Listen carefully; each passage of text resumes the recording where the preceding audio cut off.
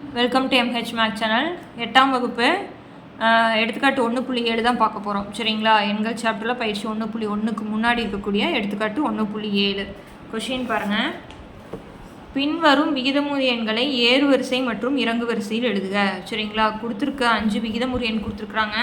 அதை ஏறு வரிசையில் எழுதணும், இறங்கு வரிசையில் எழுதணும். என்ன நம்பர் கொடுத்துருக்காங்க பாருங்கள். -3/5, 7/-10, -15/20, 14/-30, -8/15. ஓகேங்களா? இங்கே கீழே இருக்கிற மைனஸில் நம்ம மேலே இருக்கிறத மாதிரி நம்ம வச்சுக்கலாம். அப்போ தான் உங்களுக்கு போகிறதுக்கு ஈஸியாக இருக்கும். ஓகேங்களா? இதுக்கு முன்னாடி நம்ம ஒப்பீடுக போட்டோம் இல்லைங்களா? பகுதி 2 ஒன்றா இருக்கும் பொழுது தான் எது பெருசு எது சின்னதுன்னு கண்டுபிடிக்க முடிஞ்சுது. அதே மாதிரி தான் இங்கேயும் போட போகிறோம். அங்கே 2 நம்பர் இருந்தது, இங்கே 5 நம்பர் இருக்குது, வேறு எதுவுமே கிடையாது. ஓகேங்களா? இப்போ கீழே இருக்கிற 5 நம்பருக்கும் நம்ம என்ன பண்ணிக்கலாம் அப்படின்னா மீசியமாக கண்டுபிடிச்சிட்டு பகுதி எல்லாத்தையும் ஒன்றா கொண்டு வரோம். இன்னொரு டவுட் வரும். இப்போ 15/20 நம்ம சுருக்கலாமா அப்படின்னா நீங்கள் சுருக்கலாம். சுருக்கி அதுக்கு மீசியமாக கண்டுபிடிச்சாலும் மறுபடியும் நம்மளுக்கு வந்து பெரிய நம்பர் தான் வரும். அதனால் இப்படியே வச்சுக்கிட்டே நம்ம என்ன பண்ணலாம், போடலாம். ஓகேங்களா? ஸோ நான் கொஷின் எழுதியிருக்கேன். இப்போ 5, 10, 20, -30, 15 இதனுடைய மீசியமாக கண்டுபிடிக்கிறேன். 5, 10, 20, 30, 15 மீசியமாக நான் கண்டுபிடிக்கிறேன். ஓகேங்களா? இந்த இடத்துல போடுறேன். 5, 10, 20, 30, 15. இப்போ இது எல்லாமே எந்த வாய்ப்பாட்டில் வரும்? 5 வாய்ப்பாட்டில் வருமா? 1, 2, 5, 10, 4, 5, 20, 6, 5, 30, அப்புறம் 3, 5, 15. மறுபடியும் நான் இது 2ஆம் வாய்ப்பாட்டில் போடுறேன். 1, 1, 2, 2, 2, 4, 3, 2, 6, மறுபடியும் 3 இங்கே போட்டேன். அடுத்து 2 போட்டோன்னா 1, 1 அப்படியே கொண்டு வரணும். இங்கே 1, இங்கே 3, இங்கே 3.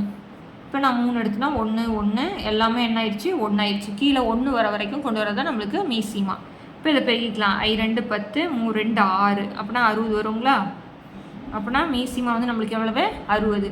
அப்படின்னா கீழே இருக்கிறது எல்லாத்தையும் நம்ம என்னவா கொண்டு வரணும்? 60 மாற்றணும். ஓகேங்களா? இப்போ மாற்றலாமா? ஃபஸ்ட்டு வந்து -3/5 எடுத்துக்கிறேன். இப்போ அதை மறுபடியும் எழுதிக்கோங்க. அப்போலாம் உங்களுக்கு ஈஸியாக இருக்கும். ஓகேங்களா? இப்போ கோடு போட்டுட்டு இங்கே பை என்ன போட்டுக்கோங்க?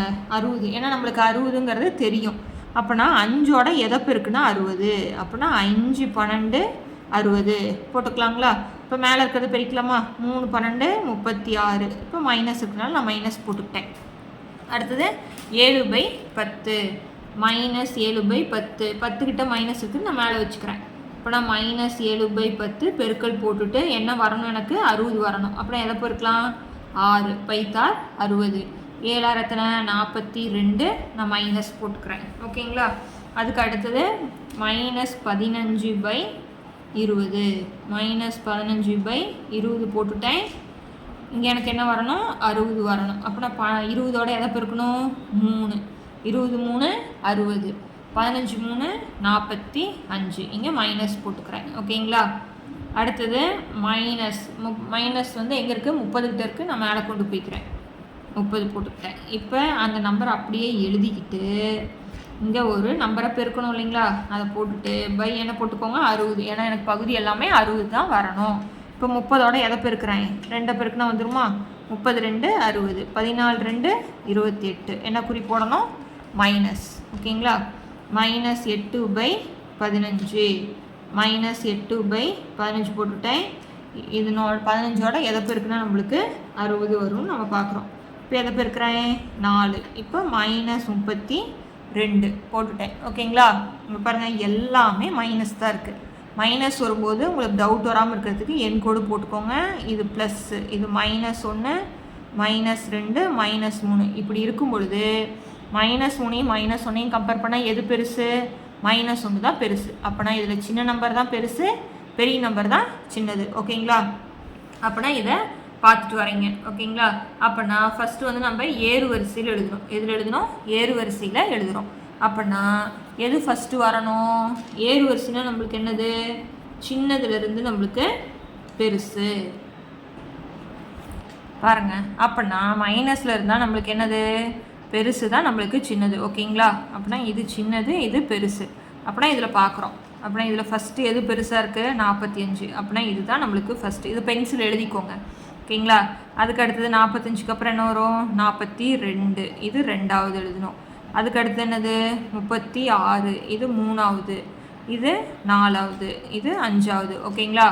தலைகீழ் எழுதணும், மறந்துடக்கூடாது. ஓகேங்களா? ஏறுவரிசைனா நம்ம எப்படி எழுதணும்? சின்னதுலேருந்து பெருசு. மைனஸில் வரும்போது அப்படியே மாற்றி வரும். பெருசு தான் சின்னது, சின்னது தான் பெருசு. இதை மறந்துடக்கூடாது. மறந்துட்டிங்கன்னா இங்கே எழுதும்போது தப்பாயிரும். அப்படின்னா இருக்கிறதுலே எது பெருசு? 45. அதுதான் ஃபஸ்ட் எழுதணும்.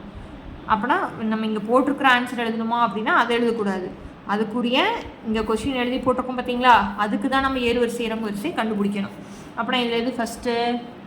45 தானே ஃபஸ்ட்டு. அப்படின்னா அதுக்கு நேராக இருக்கக்கூடிய -15/20. அதுக்கு அடுத்து செகண்ட் என்ன எழுதியிருக்கோம்? -7/10. அதுக்கு அடுத்து என்ன எழுதியிருக்கோம்? -3/5. ஓகேங்களா? பாருங்கள், அடுத்தது -3/5. அதுக்கு அடுத்தது நாலாவது வந்து -8/15.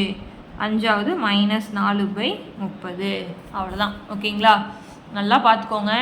பயிற்சியில் ஒரு 2 கணக்கு இருக்குது. பயிற்சியில் எத்தனாவது கணக்குன்னு பார்த்தீங்கன்னா 10ல் 2 கணக்கு இருக்குது. அதுவும் ஏறுவரிசை இறங்கு வரிசை தான். நம்ம ஆல்ரெடி பயிற்சியெல்லாம் வந்து அப்லோட் பண்ணியிருக்கோம். நம்மளுடைய ப்ளேலிஸ்ட்டில் போய் செக் பண்ணி பாருங்கள். ஓகேங்களா? இந்த 3ல் கண்டிப்பாக ஒரு கணக்கு எப்பயுமே என்ன பண்ணிக்கிட்டே இருப்பாங்க? கேட்டுகிட்டே இருப்பாங்க எக்ஸாமில். ஓகேங்களா? இப்போ இறங்கு வரிசை. இறங்கு வரிசைன்னு என்ன பண்ணணும்? ஏறு வரிசையை அப்படியே ரிவர்ஸில் எழுதுறது தான் நம்மளுக்கு இறங்கு வரிசை. அப்புறம் இதை அப்படியே ரிவர்ஸில் எழுதிக்கலாமா? அப்புறம் என்ன வரும்?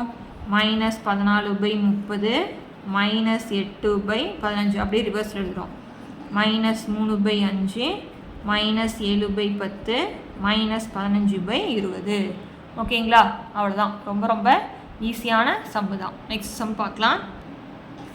பாருங்கள், 1/3 எடுத்துக்காட்டு 1.8ல் 1/3 மற்றும் 5/9 ஆகியவற்றிற்கு இடையே ஒரு விகிதமுறு எண்களை கண்டுபிடிக்கணும். இந்த 2 நம்பருக்கு நடுவில் இருக்கக்கூடிய ஒரு விகிதமுறு எண்ணை நம்ம என்ன பண்ண சொல்லியிருக்காங்க? கண்டுபிடிக்க சொல்லியிருக்காங்க. சரிங்களா?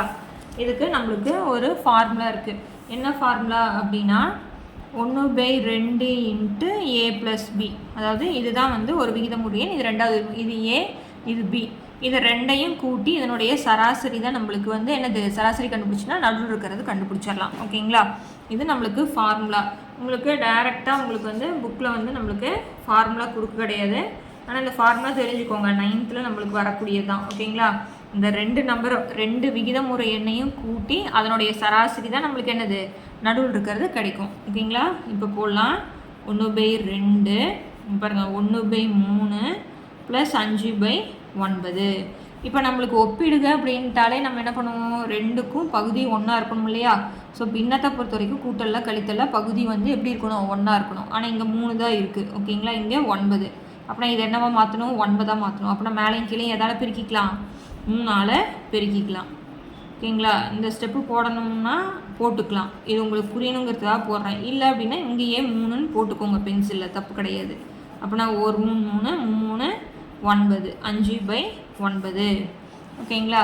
இப்போ 1/2 போட்டுறேன். இப்போ 3ஐயும் கீழே இருக்கிறத அப்படியே போட்டுக்கணும். 3ஐயும் 5ஐயும் கூட்டினா 8.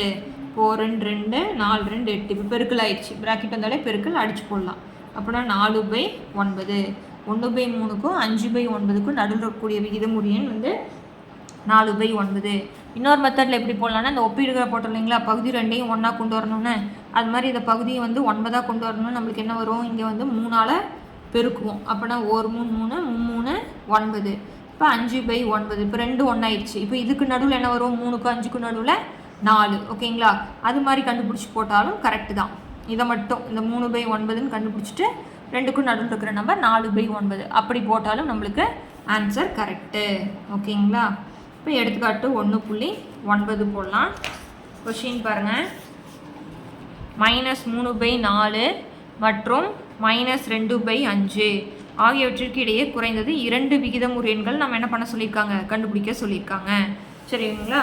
இப்போ நம்ம என்ன பண்ணலாம் அப்படின்னா, புக்கில் இருக்கிற மெத்தடு தான். இல்லை அப்படின்னாலும் நம்ம இந்த மெத்தட் வச்சு போட்டாலும் நீங்கள் கண்டுபிடிச்சிக்கலாம், தப்பே கிடையாது.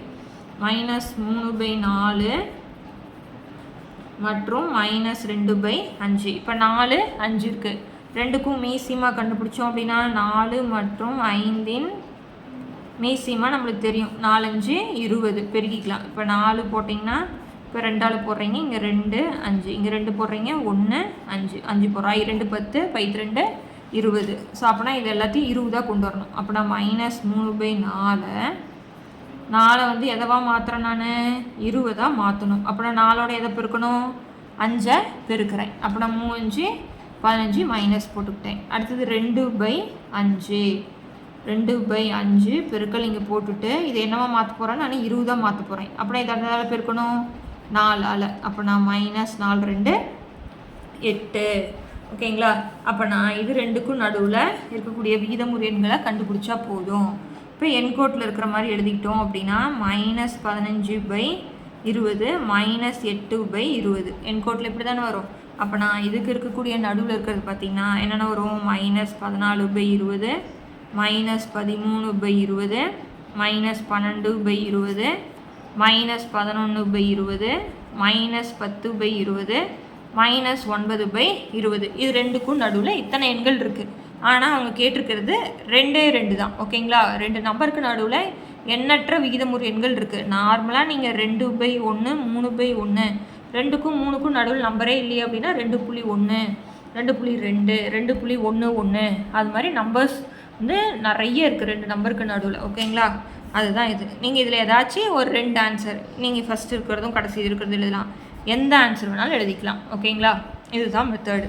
ஸோ அப்போனா பகுதி 2ஐயும் ஒன்றா கொடுந்துட்டு நடுவில் இருக்கிறது எழுதுனா நம்மளுக்கு ஆன்சர். 2 எண்களுக்கு இடையே உள்ள விகிதமுறு எண்களை காண்க அப்படின்னாலே பகுதி 2ஐயும் ஒன்றா கொண்டு வர்றோம். ஓகேங்களா? அவ்வளோதான் சம்மு. ஸோ பயிற்சி 1.1ல் எடுத்துக்காட்டு மொத்தம் 9 எடுத்துக்காட்டு இருக்குது. அந்த 9 எடுத்துக்காட்டும் முடிஞ்சுது. ஓகேங்களா? பயிற்சி கணக்கு பார்க்கணும் அப்படின்னா நம்மளுடைய சேனலில் ப்ளேலிஸ்ட்டில் 8th ஸ்டாண்டர்டில் இருக்குது. நீங்கள் அதை போய் செக் பண்ணி பாருங்கள். Okay, thank you.